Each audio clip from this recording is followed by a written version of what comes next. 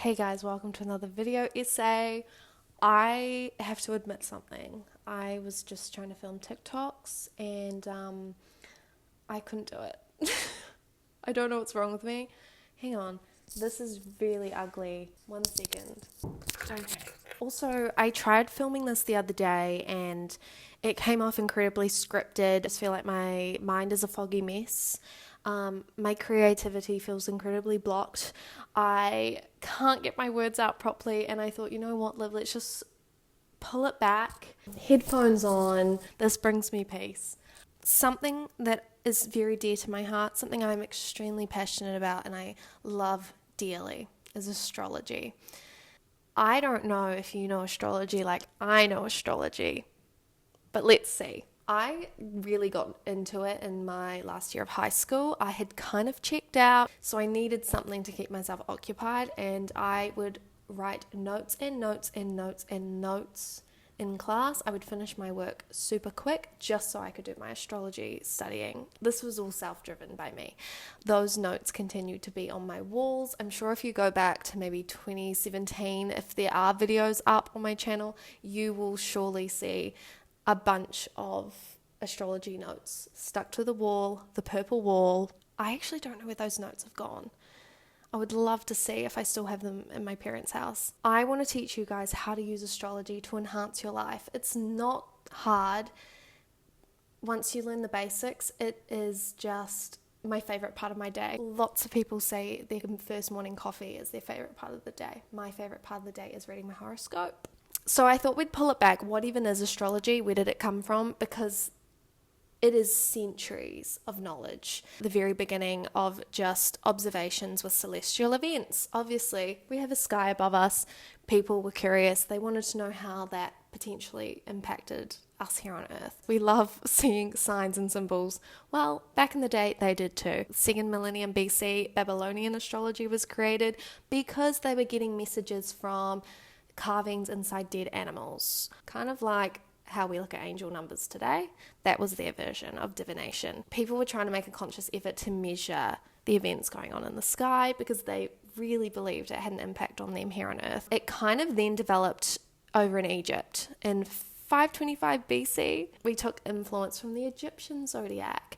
And when you combined Egyptian and Babylonian zodiac, you come up with a very early version of what we have today. Astrology kind of had a wee bit of an influence across many different cultures and countries. Something that really interests me is in the medieval times, 13th century, astrology became a part of the everyday medical practice in Europe. Why? By the end of the 1500s, physicians, you were required by law to calculate the position of the moon before carrying out any complicated medical procedures. But unfortunately, by the end of the Renaissance, people's faith in astrology kind of diminished and it was kind of rejected and not seen as witchcraft, but it was more just like, oh, we don't do that.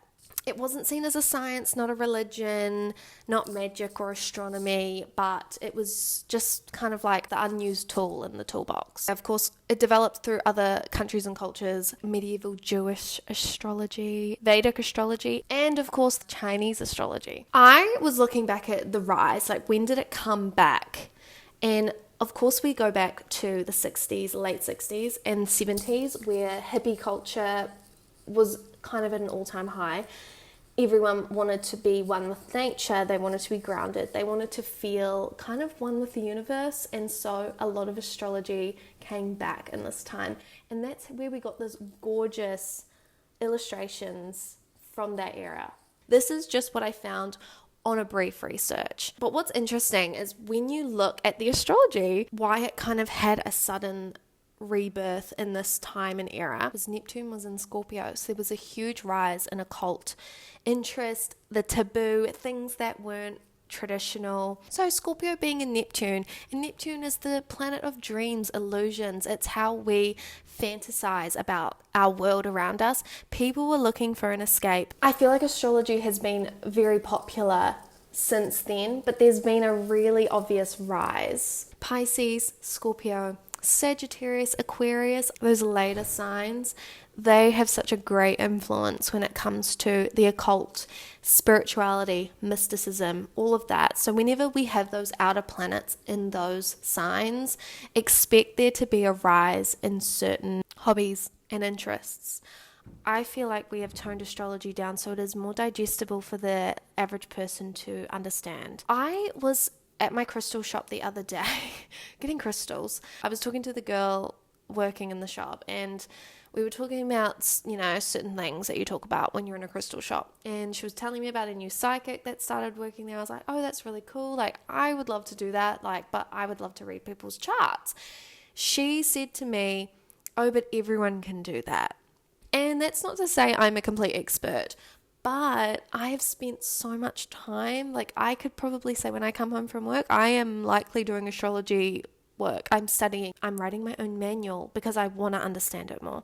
Our perception of astrology is it's like an Ouija board. It's a game. It's something a bit silly, a little bit fun. Oh, we're having drinks and wine. Let's do our astrology charts. When it's so much more than that.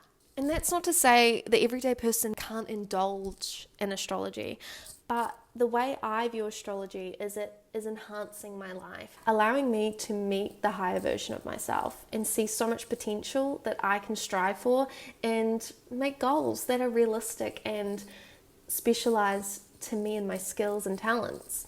But when we do look back at the generations that are caring about astrology, because from experience, when I first got into this, I grew up in a religious household. My parents went to church every Saturday. I was expected to go with them. Yes, Saturday. We went on Saturday night. I also had to go to Bible school an hour before church. So yes, that meant 2 hours of church on a Saturday night.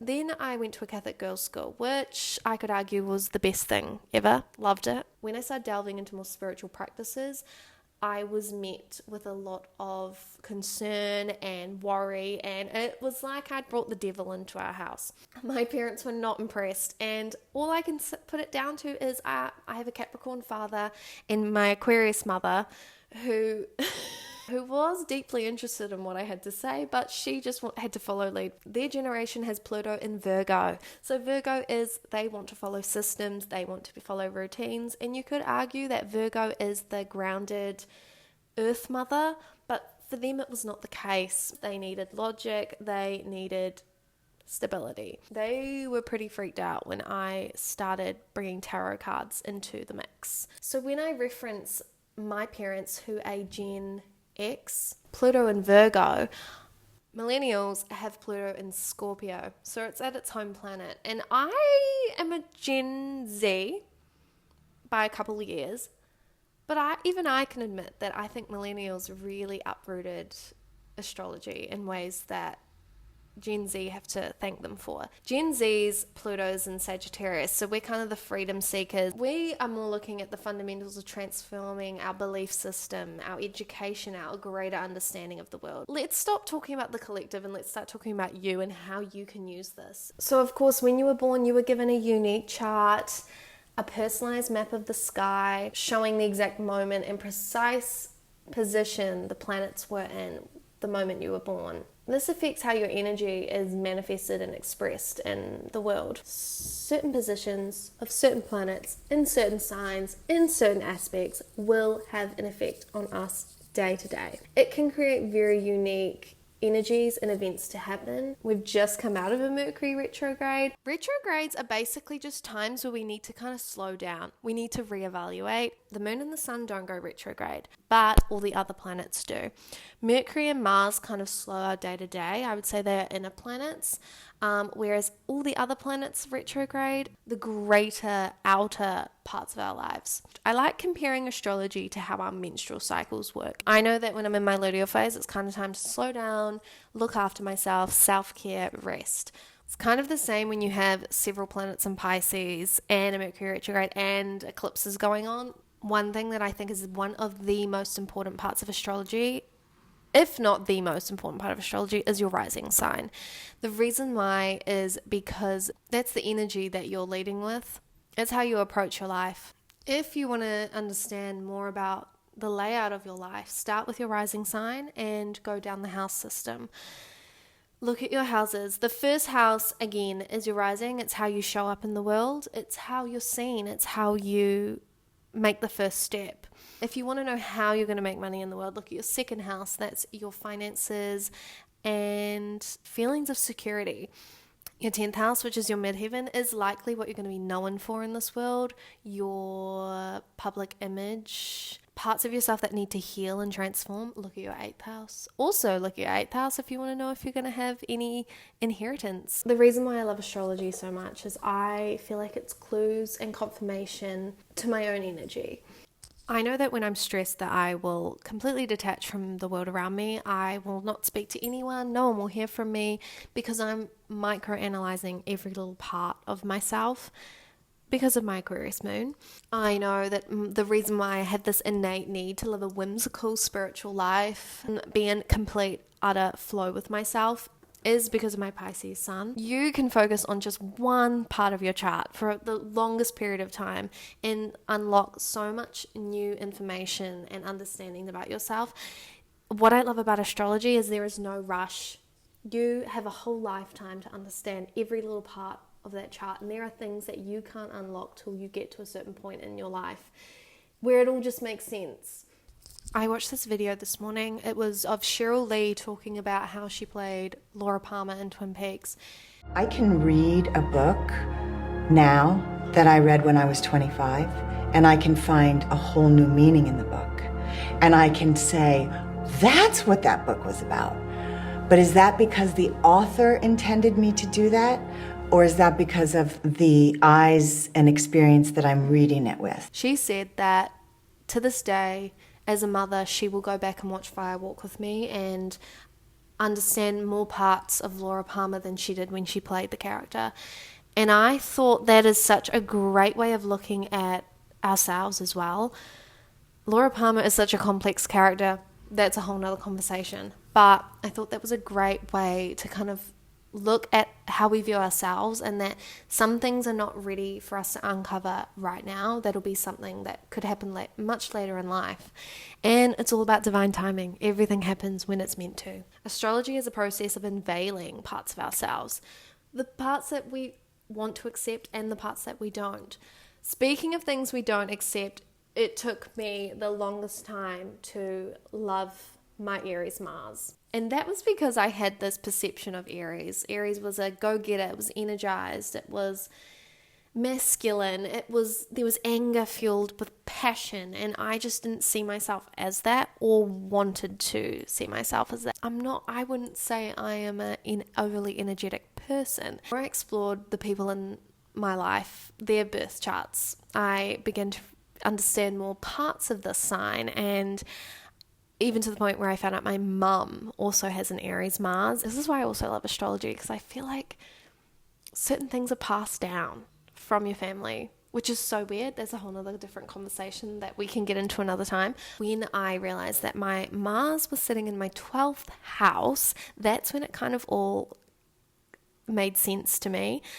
When we were thinking about moving countries, I considered many different parts of the world. I went and did some astrocartography research to try and figure out where the best place was for Jamie and I to move to energetically.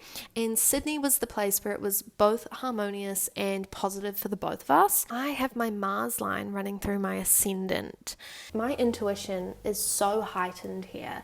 I have seen more things than I could ever imagine. I receive more divine messages here than I ever did in Auckland. Because it's running through my ascendant, I have found that I have felt stronger here. I felt physically more fit here. The 12th house radiates this part of my chart. What I want to emphasize the most is everybody's chart are so greatly different. I recently read a friend of mine's birth chart, and of course I know him, but reading his chart was a whole different understanding of who he was. For me, I have a lot of 8th house placements, which means that I have to constantly go through a state of transformation, healing.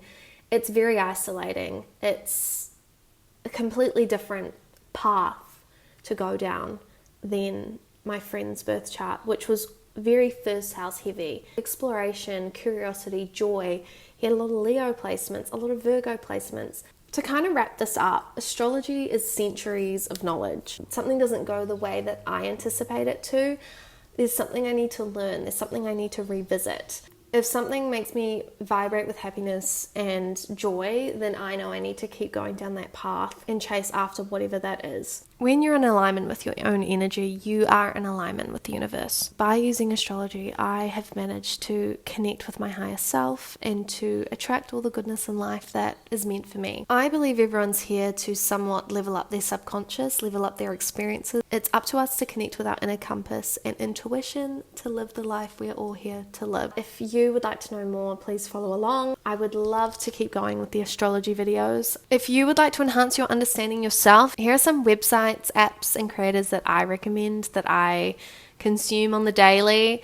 Astro.com for charts and horoscopes is amazing. AstroSeek is currently down, but that's also another great one.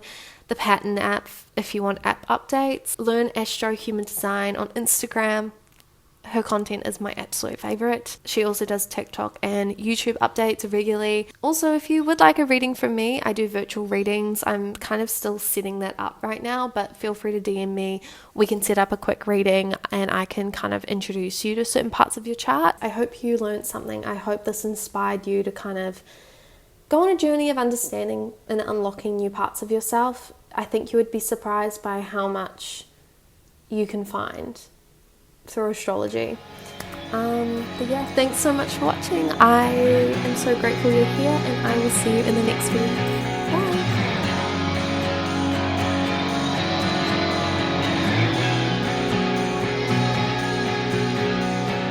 There's something in the air that makes you go insane.